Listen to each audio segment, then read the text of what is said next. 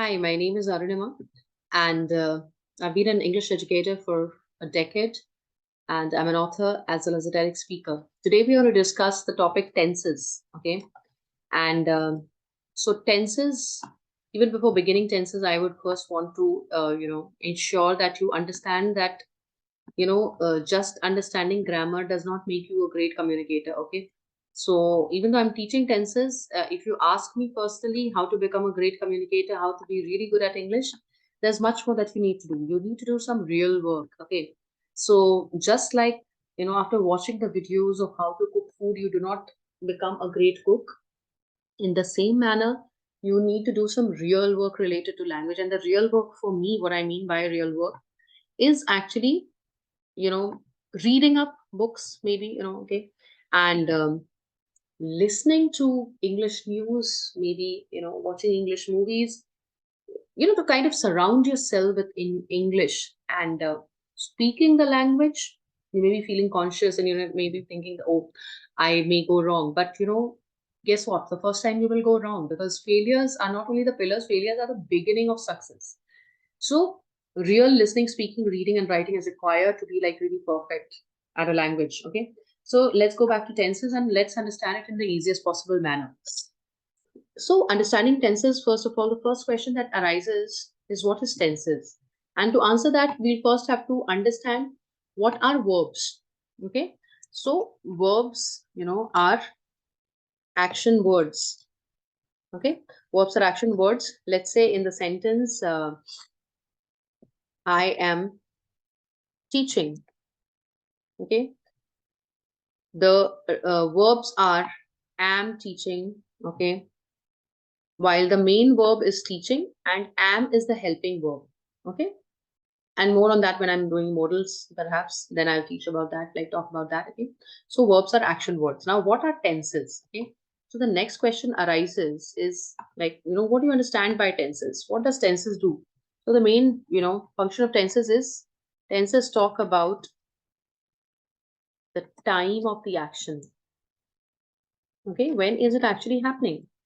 So, of course, when you talk about time, then there are three times: the present, the past, and the possible future, right?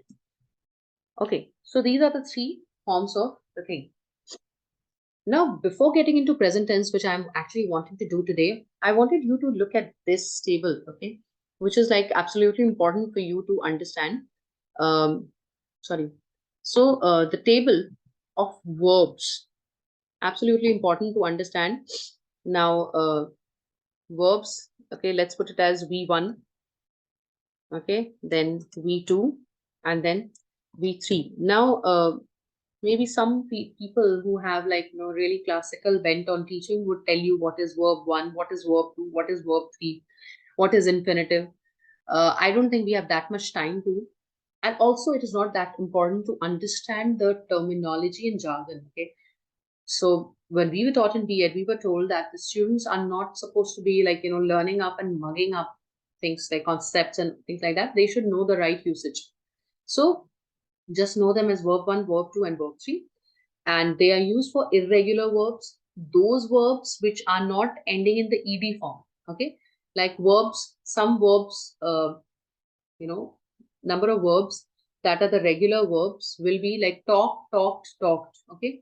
Like you have talk, talked, okay, and then talked, right? This is a regular one. So you don't need a table like this, but for an irregular verb you need a table like this. So you, let's say, sorry sang, sung, sorry, I'm typing wrong. And yeah, my favorite, teach, taught, and taught again. Okay. If you are talking about the word like read, read, read, look at the spellings, they are all the same. Okay.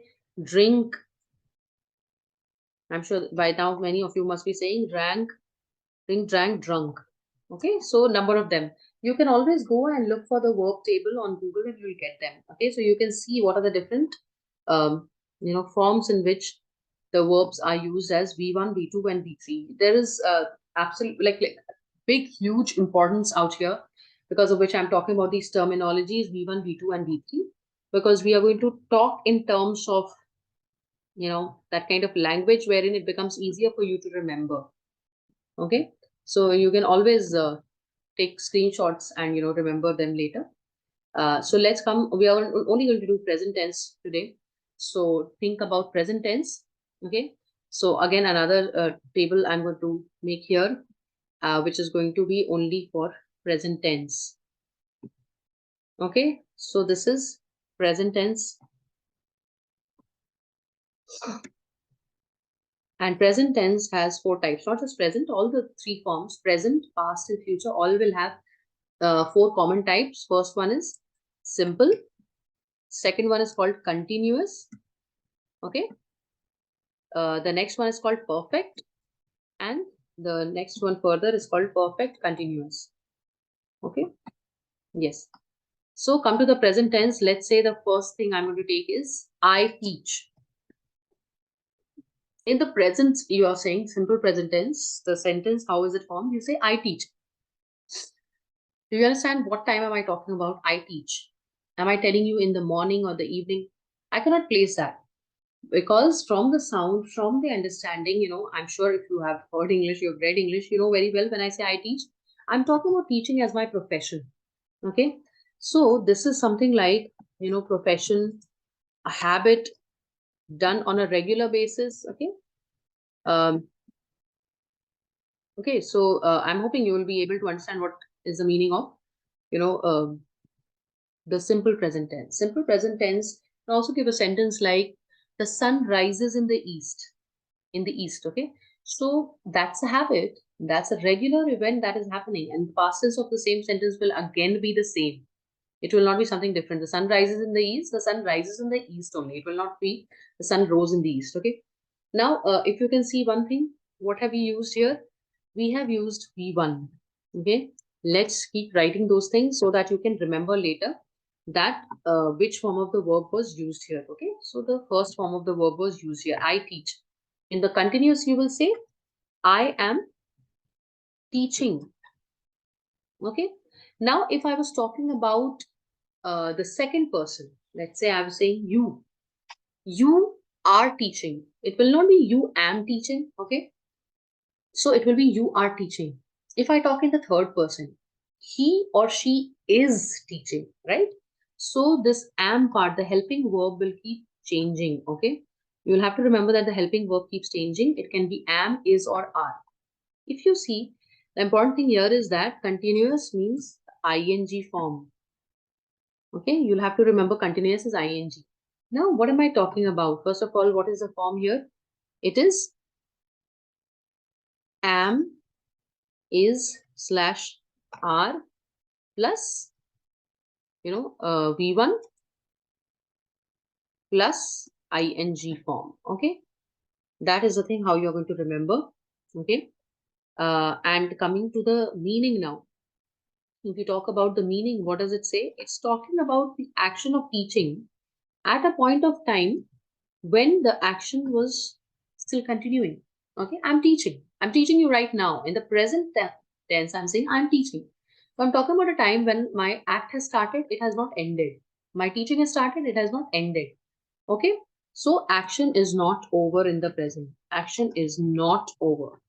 That's the only thing we need to write here.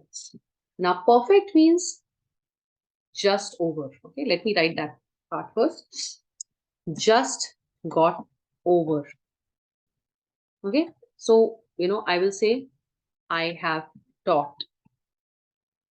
If you can see the presence of has, if I would say he, then I would say he has taught, she has taught, you have taught, they have taught. So there will be have or has. Okay, plus the V3.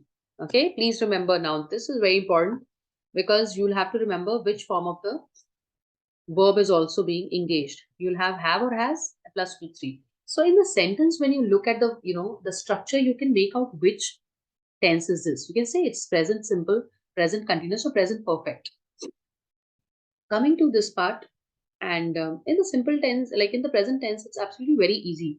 I'm sure everyone knows by now what is it going to be. I have not, sorry, I have been teaching. Okay, so it's a compilation of these two. It will be have or has. Okay, been plus V1 plus, sorry, plus ing. Okay, this is very important part of it. Okay, have or has plus been plus the first form of the verb with ing form. Okay, ing is always formed with the first, verb only. V1 only. I have seen people, I don't want to talk about it, but I have heard, like, I've seen writings like I was sawing. Okay, not seeing, I was sawing. So, like, funny, but you must know that, the ing form is made with V1 only. Anyway, what does it mean? Okay, it means that the action has been continuing, okay, over a period of time from the past. Over a period of time from the past. And so, how can I give you an example? I have been teaching for past 10 years. I have been teaching. So 10 years ago, this act has started. It keeps getting over every year and it keeps starting again. Okay, so the batches are passing. Okay, 10 batches I have already passed under me, but I'm still continuing to do that.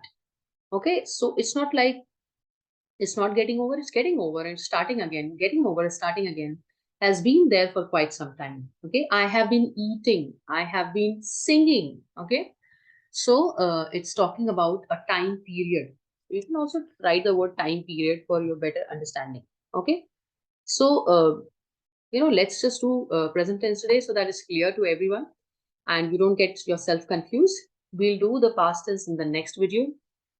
Thank you so much and all the best.